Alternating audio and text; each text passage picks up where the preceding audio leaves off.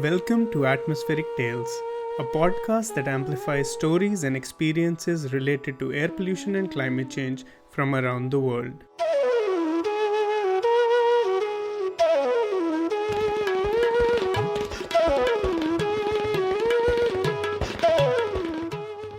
I'm your host Shazad Ghani, and welcome to another episode of Atmospheric Tales.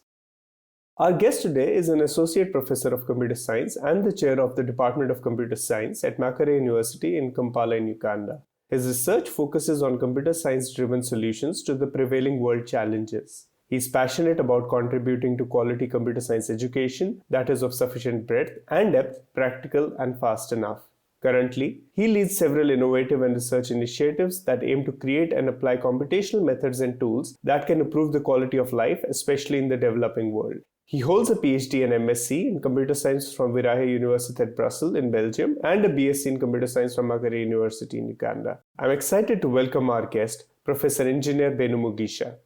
Our interviewer today is Katushabe Calorine. She is an assistant lecturer at the Department of Computing Library Science and Information Technology at the Bishop Stuart University in Uganda. Her research is on Internet of Things, specializing in wireless intelligent sensor networks at the African Center of Excellence in Internet of Things. She is interested in air quality monitoring across sub-Saharan Africa, more so looking closely at the effect of bad air on the lungs. Welcome to the show, Engineer and Katushabe. Thank you, our host, Shazad. And thank you so much, Engineer, for coming to the show. I'm so glad to be your interviewer today. Yeah, thank you, Caroline, for having me, and thanks to Shahzad as well. I have a number of questions on potential computation technologies across Africa. Computing and IT are inherent and key players of the 21st century world, from large services to personal computers and small devices like smartphones, smart TVs, smart fridges, etc. However, access to these technologies is not homogeneous among countries. We know that the imaginary borders of digital exclusions are very close to the lines associated with digital inequality. Considering, for instance, the internet access, in richer countries, more than 2/3 of the population are typically online, while usage rates are much lower in the developing world, with the Eastern and Central Africa having around 25%, one of the lowest rates worldwide. What are the ways to overcome these inequalities and make technology accessible to all the African population? Yeah, definitely, as rightly said, there's so much potential for technology, but you can also not ignore the many barriers that are currently present in terms of access to this technology. So the question in terms of how we can increase access or try to break these barriers to access to technology, I think calls for approaches from different facets. The first question we need to answer is, if there are barriers to access to technology, what are they? And then who is responsible for addressing these challenges? We know that access to digital technology, of course, relies a lot on infrastructure setup. And infrastructure here means that you need to have, for instance, connectivity reaching different parts of the country, but then there's also the aspect of the end node or device that people use to access the technology services, which is the mobile phone. I think we have opportunity that we are fortunate that the uptake of mobile phone has increased drastically over the last few years, even though the connectivity challenges still exist. So I think there's something we can learn when you look at the mobile phone uptake in Africa. Usually I use this kind of scenario that when you look at the rest of the world, especially looking at the mobile phone uptake, before the mobile phones, the rest of the world embraced fixed line technology, what we'd call landlines. And Africa was largely unconnected.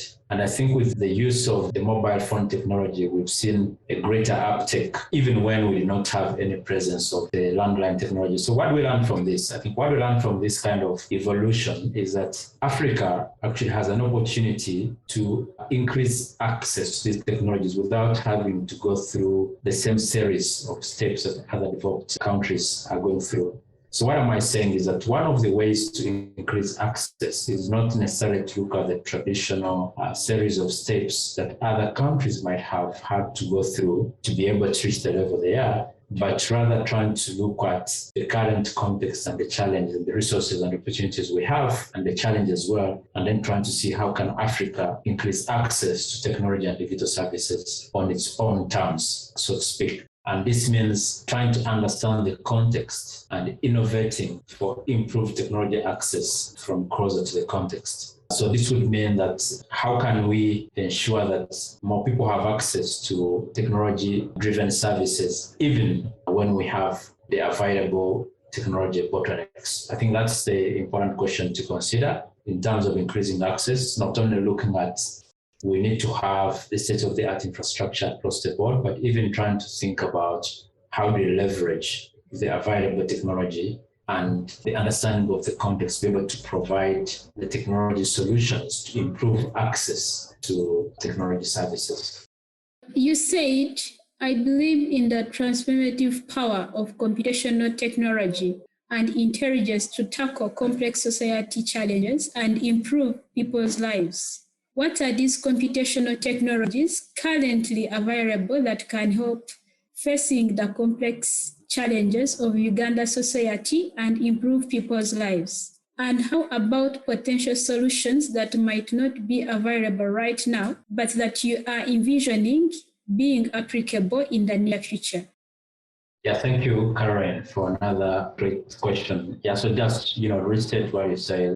My personal belief is that computational technology has the potential to tackle some of the complex society challenges affecting people and hopefully deliver better livelihood in many ways. So why do I believe in this statement? So one is that I have lived in the context, specifically in the Ugandan context, which could represent some similar contexts of the continent, where you see a resource constraints in many sectors and in many areas of service delivery. This ranges from lack of enough human resource. It could be in a hospital. There are not enough medical doctors to attend to the patients.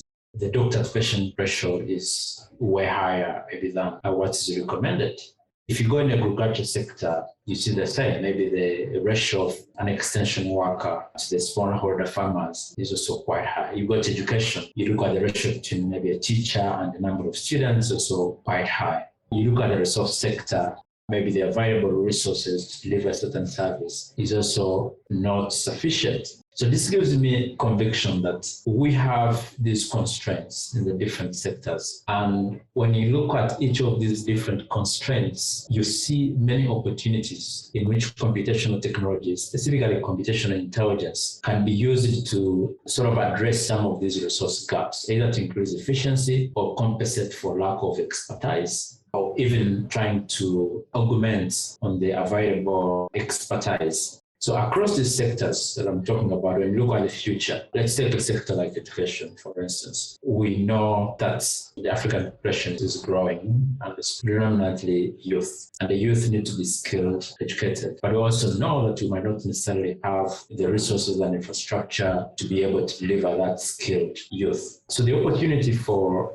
technology there is how can we leverage technology to improve skilling of the youth, as an example. So there are many opportunities if you dissect that problem as a whole. It can range from delivery of the content itself. It can also be in terms of how learners maybe engage with new environments. Maybe you have possibilities, for instance, to measure how learners are learning across the different parts of the continent using technology aspects. You have ways to make the learning more interactive or access resources that might not necessarily be available in the physical world. Learners could be able to see this information, interact with virtual objects that are not necessarily present in the physical world, which would provide a better learning experience, maybe in science, in biology, and any others. So all these different examples really promise the opportunity. Every sector you can pick on, you just see many opportunities where technology can be harnessed to improve efficiency, increase access, and cause more impact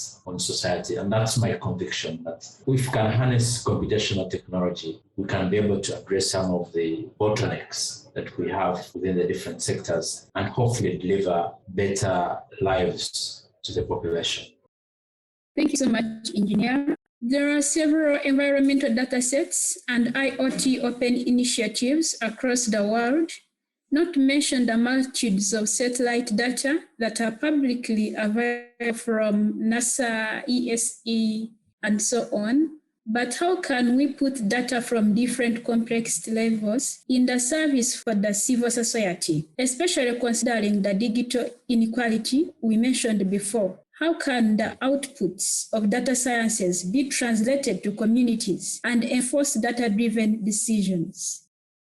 Yeah, thank you, Caroline, for another great question. So the opportunities for data-driven decisions start with even the challenge that you highlighted on, let's say, inequalities in the communities. That's already an opportunity to use data to actually see that these inequalities exist. That's just like one straightforward example. So we know that in many ways, many people, either those with authority or those affected by policies or those that actually in need of services, many times they do take decisions without necessarily informed by the best available evidence. I do emphasize what the best available evidence, because this is an evolving field. We cannot say that, we can get all the data we need to make decisions, and we cannot wait for that moment. The opportune moment is for us to see that with the available technology, can we be able to deliver the best available evidence to inform decision making every member of the community. So for one thing, if we target the population, we can use the data to start giving communities a voice, for authorities or people who are supposed to take care of certain issues, to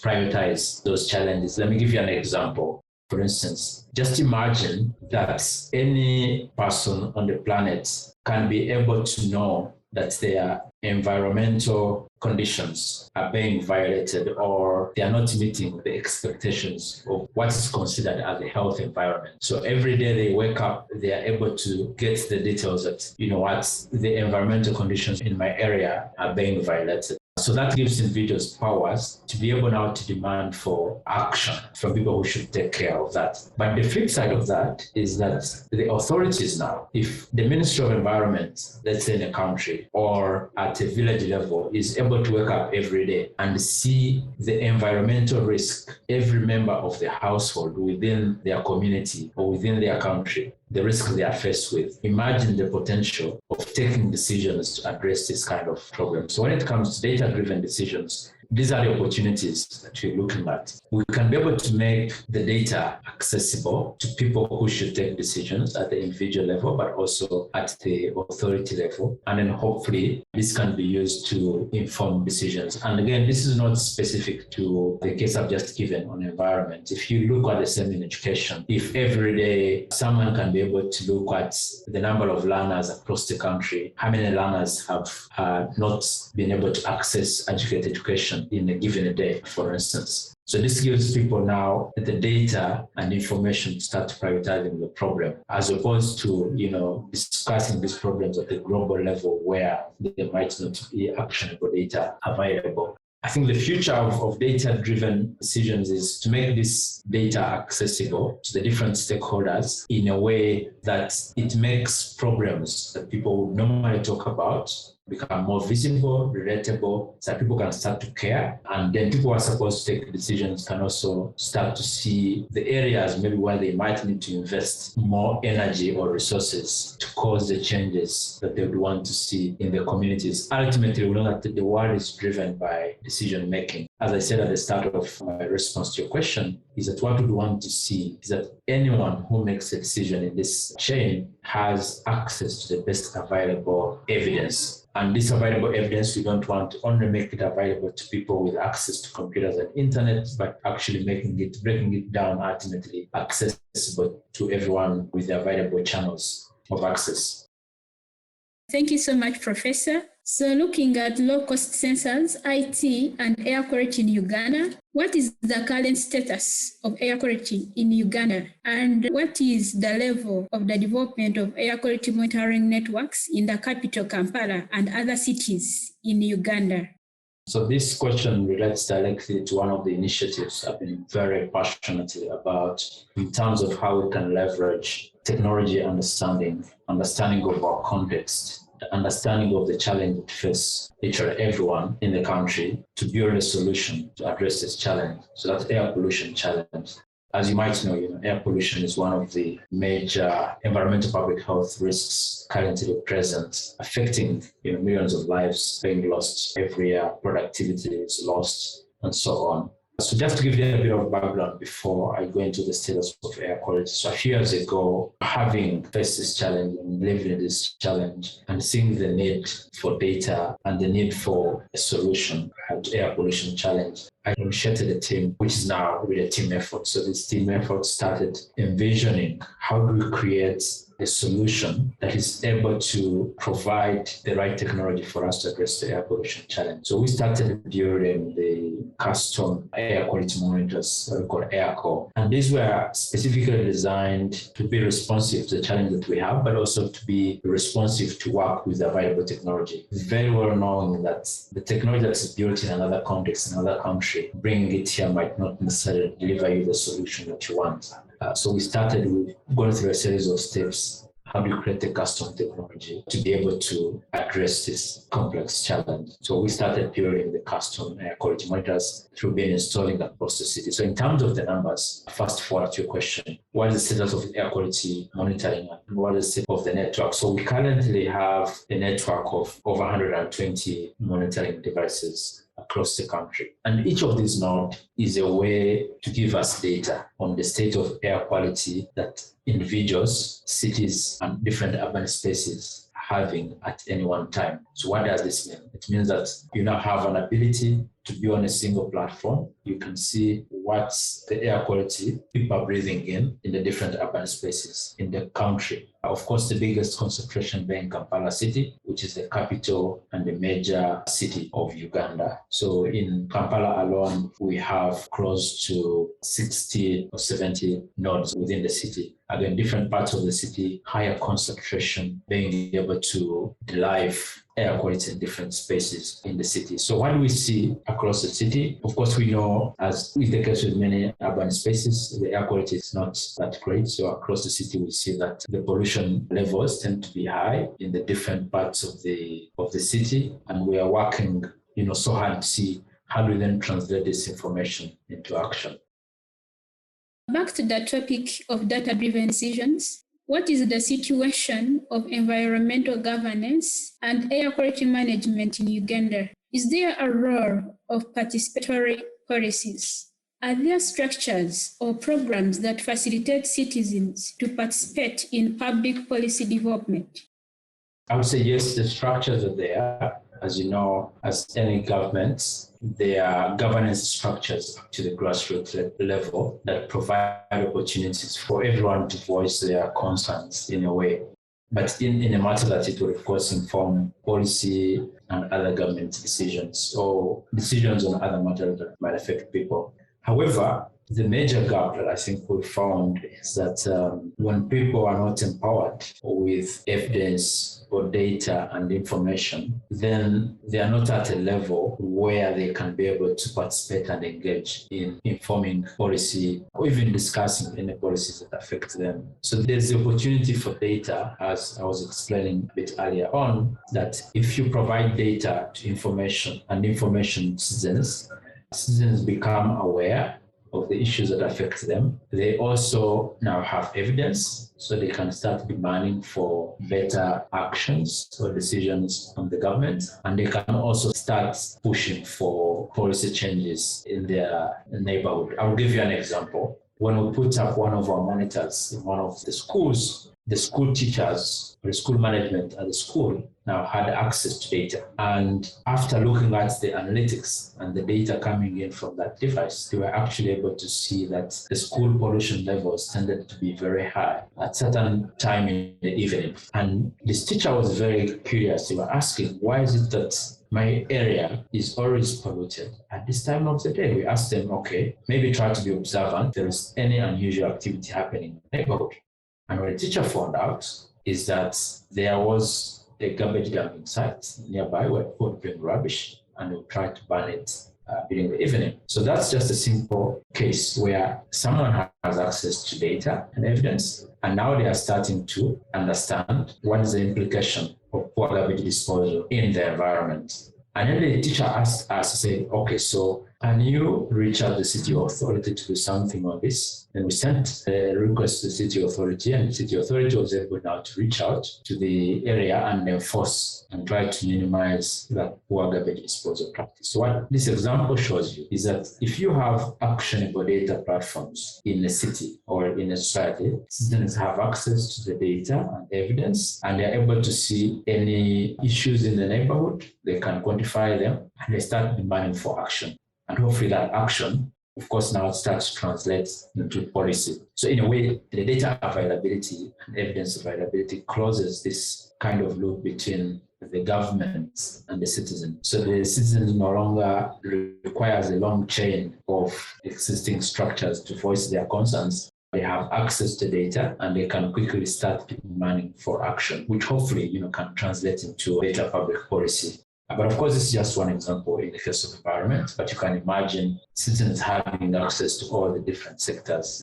I think that provides an opportunity for citizens to be aware, getting engaged in contributing actively to the discussions, because now they have evidence and they feel empowered and informed about the issues. Otherwise, if you go to environments where you don't have this data, then people, they see issues, but they don't have even the starting point to start engaging. The authorities maybe provide them with better policies, but even then, when policies are put in place, if there's no data, then you cannot be able to monitor how well the policies are being implemented or not. Thank you, Professor. So, broadly speaking, how can we use low-cost sensors, distributed systems of IoT mobile devices, and open data to assist and support climate mitigation and adaptation across Africa? Thank you so much, Caroline, for that question. So technology has a huge opportunity in terms of addressing the environmental challenges that we have. And for the African continent specifically, we do know why certain technology infrastructures are not necessarily in place.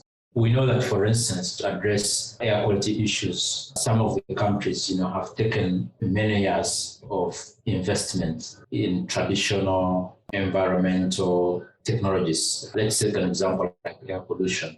We know that many countries out there, they do have high-grade reference monitors that costs, set up a dedicated air quality monitoring station, you might need to invest as high as $100,000. But what we see is that the unique setup of African urban spaces and many other developing countries is that the pollution profiles tend to vary quite a lot, location by location. Just a few meters from one location, you have different pollution profiles. So that means that if you really need to understand the variations of air, the state of environment in a city, you need to invest quite significantly in installing a high-resolution monitoring network.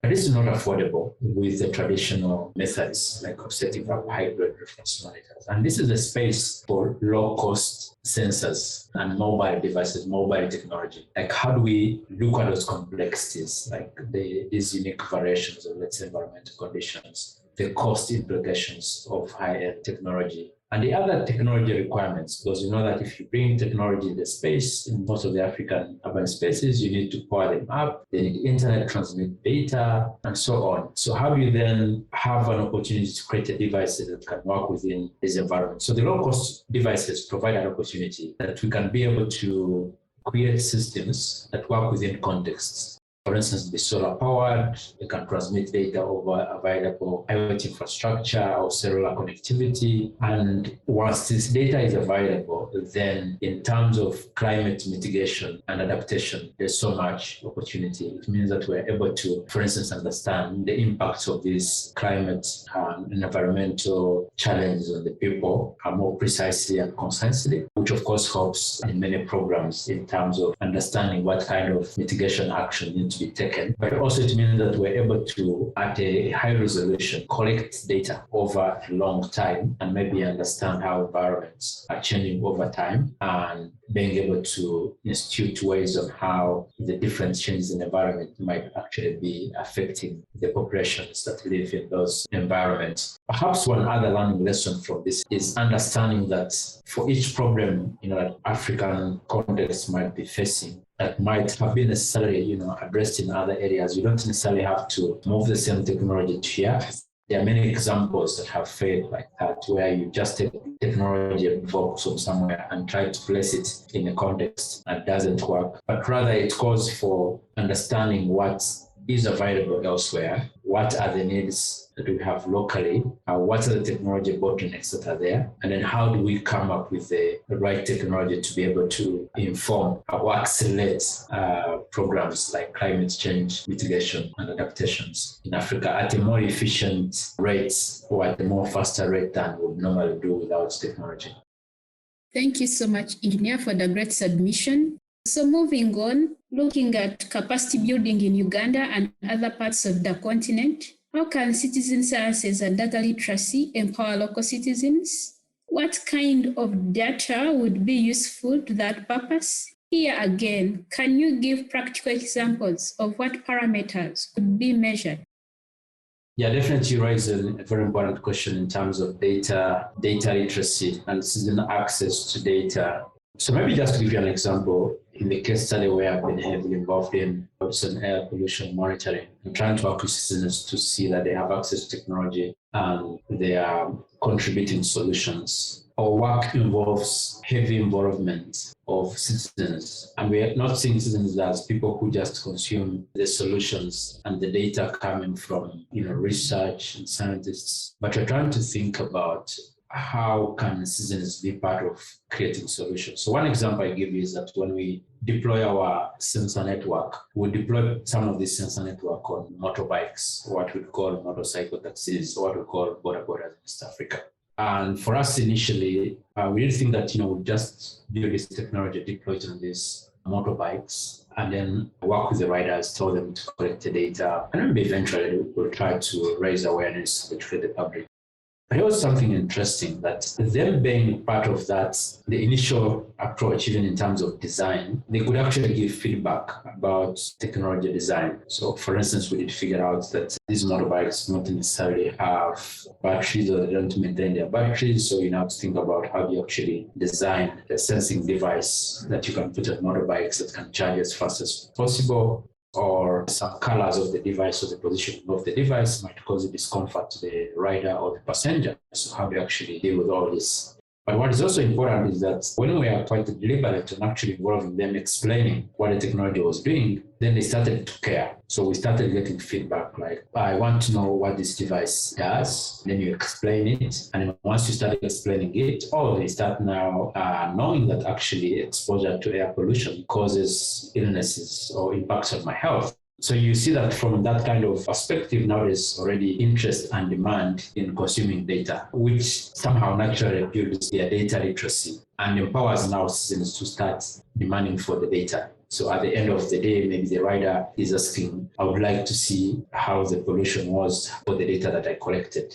For the devices that we have in people's homes, at the end of the day, they ask, I want to see how the air quality is at my place. So you see that there's that now demand for the data and of course empowerment for access to data in terms of air pollution. So in terms of how this could be practically measured, I think once you achieve impact, that's an interesting question in terms of how do you measure these are actually being impacted upon on this. I imagine that the metrics will change depending on what stage you are at. For instance, if you're rolling out a technology like this, maybe the measurement is really understanding on how people are actually accessing the data and how the demand is for the data. But I think in the long term, then you want to actually start measuring how people are actually using this data to make some decisions. Can we be able to know maybe how many parents decided not to take their children out for play or to start school because they accessed data on air quality, or how many parents did call their city authority to take action on air pollution? The measurement and the metrics, I think, will evolve as you go through the impact pathway. Lastly, but not the least, let's talk about your personal journey. Can you talk a little bit about your own journey, knowing that computer science has for so many years now been a discipline that attracts a lot of attention from students and the general public? being a very vast field that makes possible a multitude of areas of research and applications. What motivated you to follow a pathway that brings together computer and environmental sciences and air pollution? Did you have this particular research field in mind when you started your undergrad studies, or was it just something that you ended up involved in after? When I studied computer science, there wasn't many examples of people studying computer science. It was a fairly new field. And early on in my undergraduate studies, I think there was many temptations to switch to other sort of traditional disciplines at the time. But I think as I got into the program, I got to appreciate the ability to create solutions, the ability to create something that can be used. I think that's really kept my interest going into computer science, at least initially at the early stage of my studies. But I think as I got into the program and I began to understand the opportunities, then what really interested me then is this possibility to see a problem within the different spaces that I'm in, and then trying to use my knowledge to actually have a solution, computational solution to this problem. So this kept me going, at least early on in my career. And that helped me a lot in many ways. So one, it did provide me with an opportunity to learn, I think, many things. I was sort of getting interested in how I could use my knowledge to create some solutions. And that provided an opportunity for me to learn many things about computing that were not necessarily taught in school. But besides that, having accumulated a bit of that foundation and knowledge, which provided my opportunity to not only, excel at my academics, but also trying to see the potential applications of the computer science solutions. So from there on, fast forward, I sort of built this mindset, which, could come from, as we get ideas from the different people we talk with, different groups we connect with. But then I got this idea that I think my way and method of approach is to think that when there's a problem in any area, trying to think, what would a computational solution look like? Which is something that I always tell to my students. Every time I meet students, I tell, as a computer scientist, you should see a problem and you might complain about it, but don't just stop at complaining. Start to think about what would a computational solution looks like. So that thinking somehow has evolved with me alongside. So when I've encountered problems like air pollution, when I've encountered problems, could be technology problems and access to technology, I always try to think about what's the alternative contextually relevant computational solution that I could offer. So that in a way has been really interesting for me move forward. I have to say that when I started off, of course, I spent some years really focusing on the foundations, even though throughout my research, I always tried to connect my research to the practical solutions. I'll give you an example. I spent many years of research on programming language engineering. And programming language engineering, in the core aspect of it, is just thinking about how you build a new language or new expressive programming languages to write software. And here I was thinking about, how do I create appropriate programming languages to write mobile software? We are talking about 2007, 2008 there, the new mobile platforms were coming on board, Android, iOS, they're just launching. And I was thinking about how do I create new language techniques to make it easy for people to write software. But the connection to this, to all my thinking was always, okay, when you're writing mobile software, you're trying to make it easy as well to address some novel emerging challenges in the different contexts. Let's say you want to write a software, run it on a mobile device that does not necessarily have internet all the time. So how do you make it easy for someone writing software to ensure that they can be able to write software that is resilient to these kind of contextual challenges? So even though I was offering the technology solution at the core, or you could call foundational computer science solution, but I'm always thinking about how does this solution actually connect to the end user, trying to provide a computational foundation, but also carrying along it, trying to see how this can actually solve a problem affecting people or society. Thank you so much, Professor Engineer, for your great and enriching discussion. Thank you so much, Caroline, for having me, and thank you so much, Shahzad, as well, for having me on this podcast. With that, I would like to thank our guest, Professor Engineer Benu Mugisha, and our interviewer, Katushabe Calorine, for joining us on this episode of Atmospheric Tales. Thanks to all our listeners for tuning in. Make sure to subscribe and share.